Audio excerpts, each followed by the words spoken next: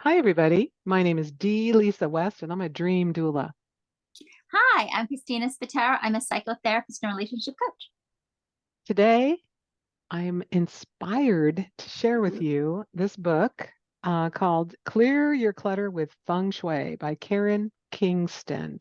Okay. The young kids would say she's the OG. This Ah, book was originally written and published in 1998. And the idea that clutter isn't good. mm-hmm, What is clutter? First of all, clutter is anything you don't use or love, mm-hmm, anything untidy or disorganized, anything you have too many of or that are too small, and anything unfinished. So that would cover a lot of things in our house and office, right? right. And this is how clutter can affect you. It can make you feel tired and lethargic. Mm-hmm, It can keep you stuck in the past. mm, It can actually congest your body. If you know anyone who lives in a hoarder house, you mm-hmm, will probably know also that they're not well. They're not mm-hmm, physically well.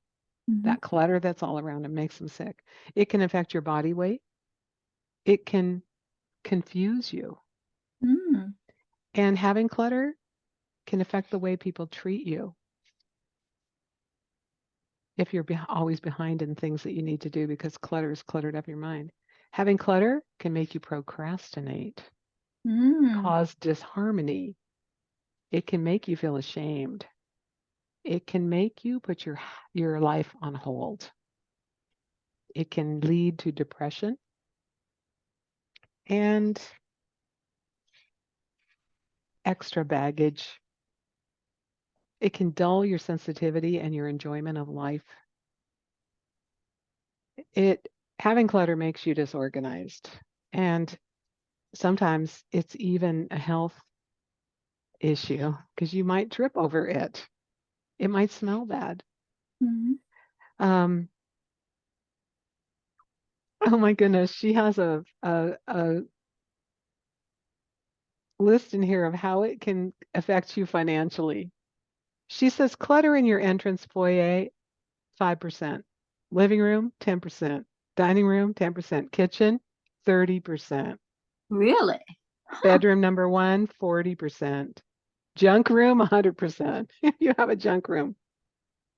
One of the things she suggests that people do, which is the easiest thing you could start if you want to clear clutter in your house, Mm-hmm, is that every door in your house should open as fully as it can. So mm-hmm, what's behind, you can go through your house and say, what's behind the doors? And mm-hmm, does it open all the way? Uh, Sometimes it can't open all the way because of the architecture, but opening all the way that it can mm-hmm, is the goal. mm-hmm, So I wonder, now you live in an apartment and I mm-hmm, live in a fairly small house, but I did go around the other day and look behind all the doors, and I was surprised that some of the doors I didn't think had clutter behind them did. mm-hmm, Like there was a bag of stuff, or mm-hmm, there were things hanging on the back doorknob. mm-hmm, So I moved all those things around. mm. Have you ever thought about clutter as something that would actually affect you emotionally or physically? I think it absolutely can. Because I think she makes a good point. Also, why you have these things, because sometimes we are holding on to the Mm-hmm. past. And I had sort of an interesting experience with life because I had been in the same place for a long time. And then I had a bad experience of getting robbed. So all these things I've been collecting for years were suddenly gone. Oh, And then when I had moved then, and then we had a major tropical storm rain thing, and I experienced flooding. So then a bunch of stuff got destroyed again. So it's like I've the had universe was trying to clear your clutter yes, for you. You don't want to get rid declutter. of stuff. We're going to take it from you. Yes.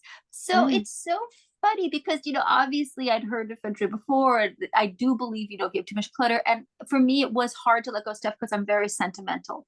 So I mm-hmm. would tend to hold on to things. But when I had like these two major events happen where I literally was like, it's like, okay, I felt like the universe was saying, okay, listen, we need to declutter you. You're obviously not going to do this yourself. So we're going to create a situation where you have no choice.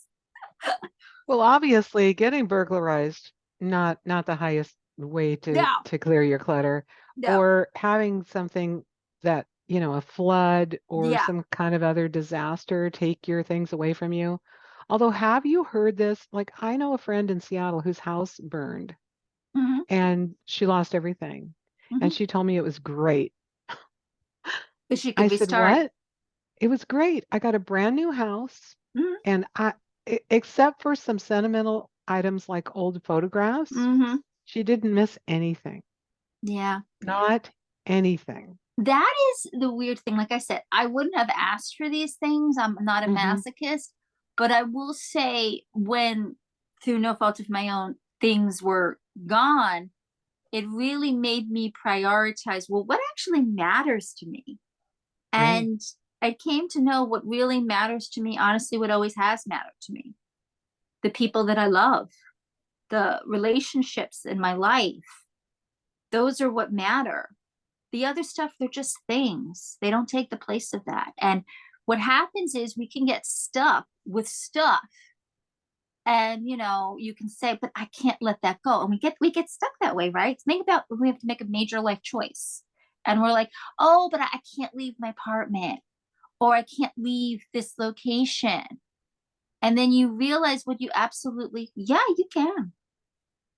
Because when, the burglary happened, the flood happened, I learned, wait a minute, what do I really need and what don't I need? I mean, obviously, you don't want it to happen in those dramatic circumstances, but maybe think about if you, because most people do have some form of clutter. If you're trying to say, well, what do I get rid of? I can't get rid of anything. Okay. If suddenly all of that wasn't there, and I know it's scary, could you still be okay? Oh, that's such a good question because, we're born with nothing, Mm-hmm. and when we die, we take nothing with us, Mm-hmm. which is such a trip because here we are in the physical world, Mm-hmm. creating things, making things, collecting things, but none of the physical things are the things Mm-hmm. that matter, Right. which is so beautiful. Right. So Because, beautiful. And you were just speaking about relationships. And there's something called the bagua in Chinese feng shui. mm-hmm. And it makes in a rectangle, let's say your house or the space you live in is Mm-hmm. a perfect rectangle. Then it chops it into 9 rectangles that each have a specific meaning. And the Mm-hmm. relationship corner or segment of your home or any room is if you walk in the front door and you Mm-hmm. look all the way to the far right. Mm-hmm. The far right is relationship corner. So if anyone is Mm-hmm. wondering, what's happening in my relationship, maybe I'm feeling a little stuck or maybe I would Mm-hmm. like to have a relationship, I encourage you to look in your space as if you're just opening the door and walking in. What's over there all the way to the right, far Mm-hmm. away from the door? Is it a pile of clutter? Is it something that looks beautiful and sort of in a pair? Mm-hmm. Because one of my feng shui practitioner friends said if she goes into someone's house and they really want a love relationship, but in the relationship corner of their house, their room, their bedroom, there's just a picture of one lonely woman looking at a view. Mm-hmm. She's like, take that down. Put a picture of a happy couple up, or put 2 things up that are like similar. That same woman also told me if you want a partner, Mm-hmm. is there room in your closet for someone else's clothes? Mm-hmm. Do you have an empty drawer in your chest of drawers for someone else to put their things there? Mm-hmm. Do you have a bedside table or do you have 2 bedside tables? And are they Mm-hmm. equal in size or is one bigger than the other one? So if you want an equal relationship, there'd be room in your both in your psyche and in your Mm-hmm. home to welcome that relationship in. Hmm. Yeah, and isn't that interesting? That is interesting. I Yeah. like. So after I posted some things recently on Instagram, my I live in a house with another woman, and Mm-hmm. we have started clearing out the clutter, and you can physically feel it. Mm-hmm. It feels different. You walk into the room when things are moved around, it feels different. Mm-hmm. You look at the books on the bookshelf and some of them are missing, it feels different. You walk into the closet and there's like all the stuff that used to be in the closet is like Mm-hmm. organized and beautiful. It Yeah, feels different. it And does feel different. now it also looks like, ooh, I didn't get to that part yet. Mm-hmm. Because the stuff that's still cluttered up and not Mm-hmm. organized, that's like blaring at me like, clean Mm. me, clean me, clean me. Yes, yes.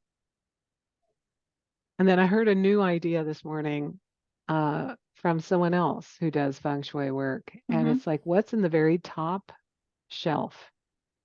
Is your very top shelf filled with a whole bunch of junk? Because in Mm-hmm. their opinion, that that means your mind is full. Mm. So the top shelf apparently Hmm. represents the mind. I don't know that for sure, but it's an interesting concept. That is an interesting concept, and it does definitely give you something to think about. And I think we've given the readers a lot to think about, the listeners a lot to think about. So what's behind your door?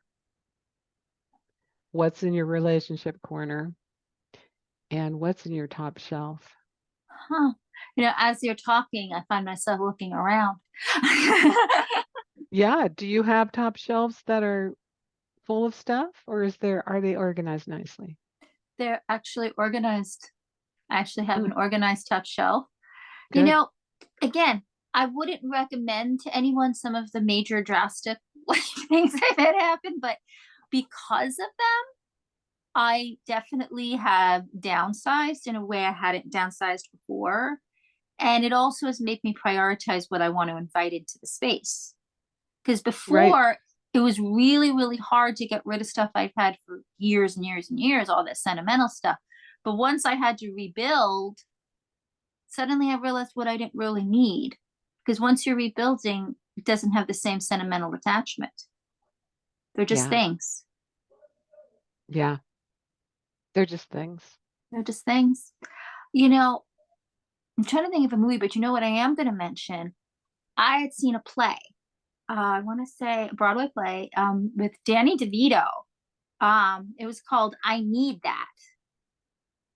And it was about a man. The best way to put it was his house was filled with stuff. Mm, It was just filled with stuff, the hoarding. And it got to the point where I think the city was going to condemn the house. He was going to lose his home and all that. So his daughter was trying to help him. And his daughter was played by his real life daughter, trying to help him clear this out. And doing a spoiler, it came out that part of why he was holding on to so much stuff was that he was grieving the loss of his late wife. He was oh, grieving his childhood traumas, and all these things were like his comfort things. And the idea of, I need that. I need that to feel whole. I need that so I won't feel lonely. I need that because I'm trying to hold on to what was good because I have so much pain.